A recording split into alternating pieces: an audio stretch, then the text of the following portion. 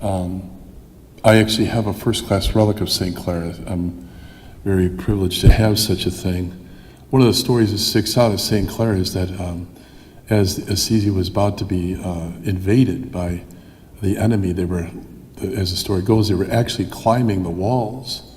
Her first impulse was to go and get the Monstrance with the Eucharist. And she sat at a window or a balcony or whatever it was and just held it up. And the enemy seemed to fall back and was themselves repulsed by our Lord in the Holy Eucharist, and they retreated.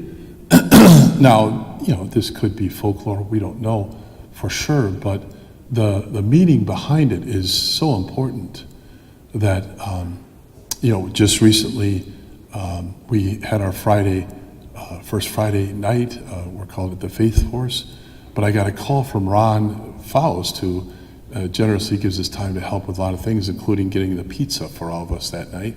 He was coming back from the National Convention for the Knights of Columbus, and they had a new Supreme Knight, the head of the Knights of Columbus for the nation, and he had to call me, Ron, from his car as he's coming up. He says, Father, I got to tell you this, especially as we're going into our first Friday gathering. He said, our new Supreme Leader said, if we want to turn this culture of death into a culture of life, the answer is Eucharistic adoration. To an outsider, they'd say, what in the world could that do?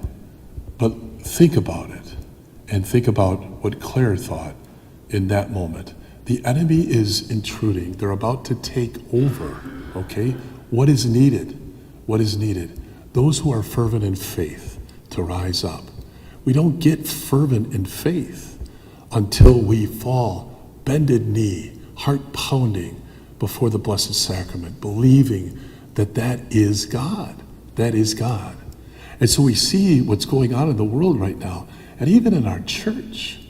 You can look at the priests that have been canceled, and what are they? They're priests that are truly devout and are trying to offer the Mass in the most reverent and sacred way possible. And their particular leaders are getting complaints from those who are repulsed by such things. Letters went to our bishop, for instance, recently saying, we don't want this Jesus stuff.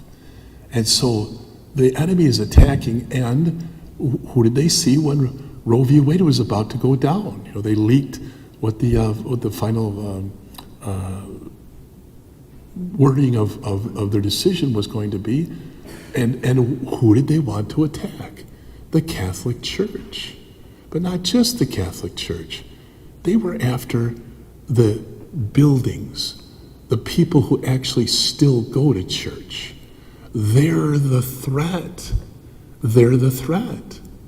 And so anyone who first speaks the truth openly and therefore goes against their ideology, their new religion, their counter-religion, will get complaints. And then those who offer the Mass in the most sacred way they can possibly do it will get complaints.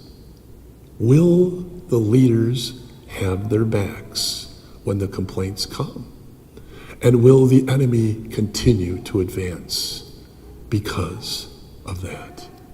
Or will a time come, and I believe it's coming fast, because of the Holy Eucharist, that finally, we will stand with the strength of the Holy Eucharist in our belly, having consumed our Lord Jesus Christ, body, blood, and soul, and divinity. We will stand, not cower any longer to the complaints, to those who want to burn churches down. We will stand, and we will avert the enemy, and they will retreat. Please stand.